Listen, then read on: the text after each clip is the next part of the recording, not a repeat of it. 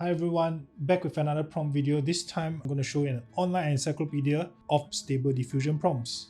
And this is it. I'm sorry, this is in Chinese. I can read Chinese. For those people who can't read Chinese, don't worry. The site is not exactly all in Chinese. Let me just scroll down and show everybody. It's a 3-column kind of interface here. The middle column shows you the categories. If you do not know what each of these means, you can just click on it. There will be English descriptions here, so you still can use it even if you don't know Chinese. So how this does is that it gives you a lot of different kind of prompts. I'm in the clothing section here. So let's say I want a long summer skirt, and I can just click on this button here. It says copy, so it copied this long summer skirt, comma, and I go back to my Stable Diffusion, press Ctrl V to paste. It'll paste the long summer skirt here. It's very simple and easy.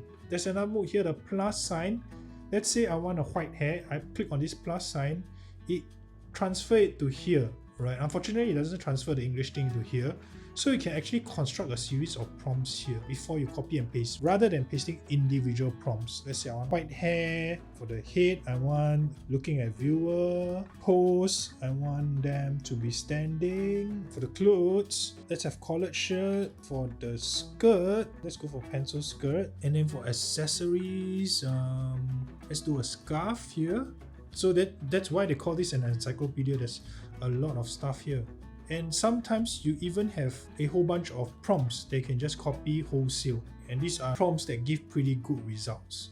There's only 2 buttons on this left column on my accumulated prompts. I'm going to click here to copy. It copied all of this, right? And here is to trash, which I won't. So I go back to Stable Diffusion here, and let me just delete all of these with the character prompts and just copy what I have here, and I'll generate. I most probably have too many prompts here. Stable Diffusion is really looking through all my prompts here and decided to give this lady a Japanese dress.